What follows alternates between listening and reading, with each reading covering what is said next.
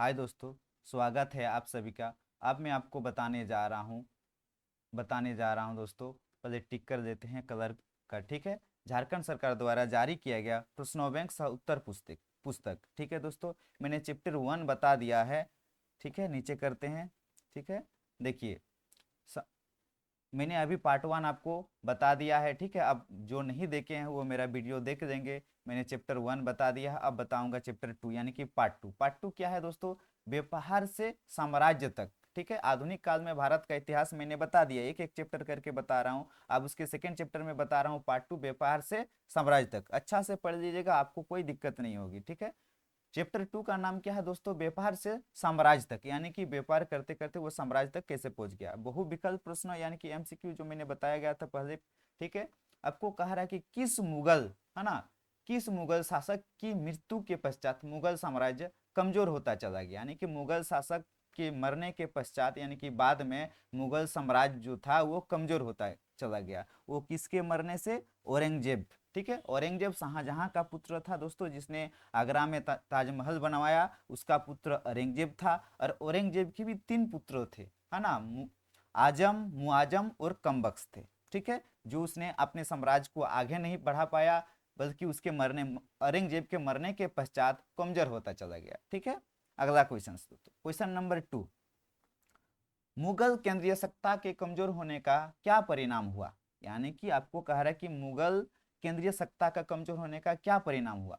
मुगल सूबेदार और बड़े जमींदारों ने अपनी अपनी क्षेत्रीय सत्ता कायम कर दी। सब ने अपना अपना भाग, यानी कि जैसे मुगल सूबेदार था वो अपने अपना क्षेत्रीय सत्ता कायम किया, बड़े जमींदार ने भी अपने अपना एक राज्य बना लिया। इसी प्रकार से, यानी कि ये भी सही है। यूरोपीय कंपनियों की राजनीतिक महत्वाकांक्षा बढ़ने लगी, ये भी सही है।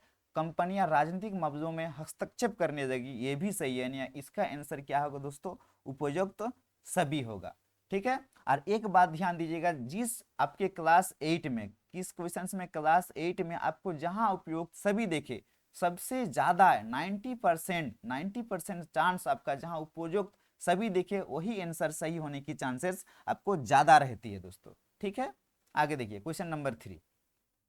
अंग्रेजों के भारत आने के पूर्व, यानी कि अंग्रेज जब भारत नहीं आए थे उससे पहले, और कौन सी यूरोपीय शक्तियां भारत आ चुकी थी? तो यूरोपीय शक्ति भारत आ चुकी थी, वो कौन थी? पुर्तगाली और डच थी दोस्तों। कोई दिक्कत नहीं। अगला क्वेश्चन पे, question number 4। British east east India company की स्थापना कब हुई थी? तो ब्रिटिश ईस्ट इंडिया कंपनी की स्थापना 31 दिसंबर 1600 ईस्वी को हुआ था।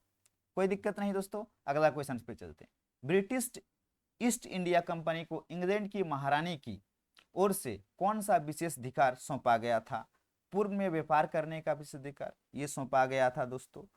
समुद्र पार जाकर नए देशों की खोज एवं व्यापार करने का विशेष अधिकार दिया गया था। चार्टर के अनुसार कोई भी अन्य कंपनी इस कंपनी से प्रतिस्पर्धा नहीं कर सकती थी, ये भी सौंपा गया था। उपयुक्त तो सभी इसका आंसर होगा। और मैंने पहले भी कहा था, अगर हम इस चीज को नहीं भी पढ़ेंगे तो आप आंसर जहां उपयुक्त सभी दिखे तो उसको मारने का चांस ज्यादा रखेंगे, ठीक है। अगला क्वेश्चन पे चलते हैं।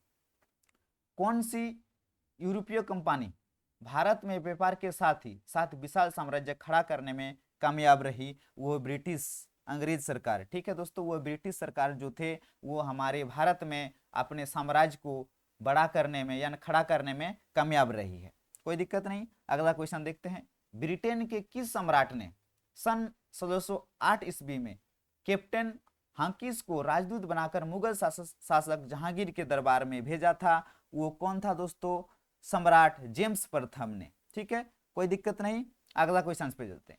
फोर्ट विलियम किला किस शहर में बनाया गया था? ये तो कलकत्ता होगा इसका ऑप्शन दोस्तों, ठीक है। इसका आंसर क्या होगा? कलकत्ता। आगे देखते हैं। अलीवर्दी खान की मृत्यु के पश्चात बंगाल का नवाब किसे बनाया गया? नवाब मीन्स राजा, किसे बनाया गया? सिरजादुल्ला को बनाया गया था दोस्तों, ठीक है। अगला देखते हैं। पलासी का युद्ध कब हुआ था? कहा जाता है, इतिहास में कहा जाता है कि पलासी का युद्ध बड़ी भयानक युद्ध था, सबसे खतरनाक युद्ध था, सबसे खूंखार युद्ध माना जाता है पलासी का युद्ध। और वह कब हुआ था दोस्तों? 23 जून 1757 को हुआ था। वो किसके किसके बीच हुआ था? रॉबर्ट क्लाइव, है ना, रॉबर्ट क्लाइव के बीच हुआ था, ठीक है। अगला क्वेश्चन। नवाब सिराजुद्दौला का सेनापति कौन था? नवाब सिराजुद्दौला का सेनापति कौन था? मीर जाफर था। ठीक है, नवाब सिराजुद्दौला का सेनापति मीर जाफर था। अगला क्वेश्चन पे चलते हैं।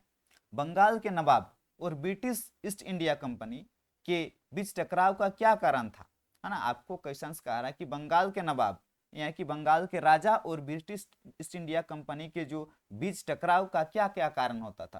कंपनी नवाब के विरुद्ध राजनीतिक षड्यंत्र कर रही थी, यानी कंपनी जो थे वो राजा के विरुद्ध राजनीतिक षड्यंत्र कर रही थी, इसकी बीच एक टकराव था, यानी कि क्वेश्चन नंबर ये भी सही है। कंपनी के अफसर बिना शुल्क चुकाए अपना निजी व्यापार भी कर रहे थे। कंपनी के जो अफसर थे वो बिना शुल्क जमा किए वो अपना खुद का व्यापार कर रहे थे, ये भी सही है।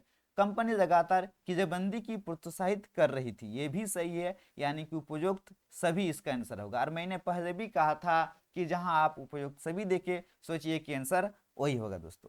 अगला क्वेश्चन, ठीक है, किस दक्षिण भारतीय रियासत के विरुद्ध अंग्रेज ने प्रत्यक्ष सैनिक कार्यवाही का रास्ता अख्तियार किया था? वो कहा कौन किया था दोस्तों? मैसूर रियासत। कोई दिक्कत नहीं। अगला क्वेश्चन पे चलते हैं। सालवाई की संधि का संबंध इनमें से किन के बीच है? सालवाई की संधि का संबंध अंग्रेज एवं मराठा के बीच है।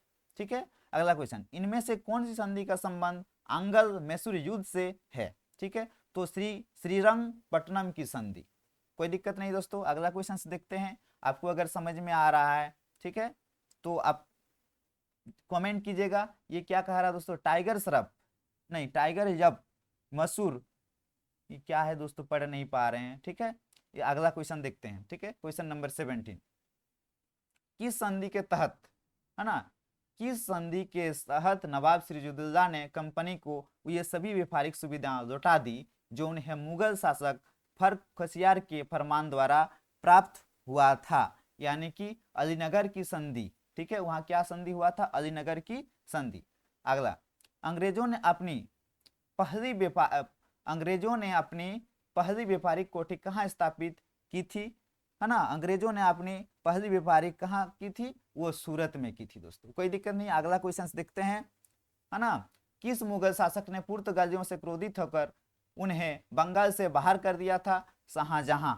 ठीक है, अगला क्वेश्चन, किस संधि के द्वारा मुगल सम्राट ने ब्रिटिश ईस्ट इंडिया कंपनी को बंगाल सूबे का दीवान नियुक्त कर दिया था? वो इलाहाबाद की संधि थी दोस्तों। ठीक है, वो किसकी संधि थी? इलाहाबाद की संधि थी। अगला क्वेश्चन देखते हैं, अंग्रेजों एवं मराठों के बीच कुल कितने युद्ध हुए थे?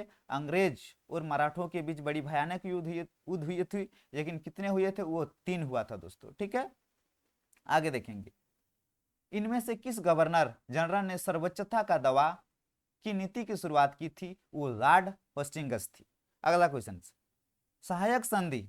ठीक है, सहायक संधि की नीति इनमें से किस गवर्नर जनरल के द्वारा लाई गई थी? यानी कि आपको कह रहा है कि सहायक संधि, ठीक है, सहायक संधि की नीति इनमें से किस गवर्नर जनरल के द्वारा लाई गई? वो लॉर्ड वेल्लेस्ली थी, लॉर्ड वेल्लेस्ली। अगला क्वेश्चन, अंग्रेजों को बंगाल में सीमित क्षेत्र में व्यापार की इजाजत किसने दी थी?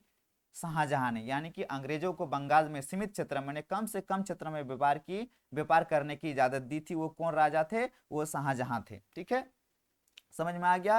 अगला क्वेश्चन, डलहौजी की हड़प की नीति का पहला शिकार कौन बना था? वो सतारा बना था। सतारा एक छोटा सा राज्य था, छोटा सा राजधानी थी, राज्य की राजधानी थी, सतारा था। डलहौजी की हड़प की नीति का पहला शिकार कौन बना था? वो सतारा बना था दोस्तों, यानी इसका आंसर सतारा होगा दोस्तों।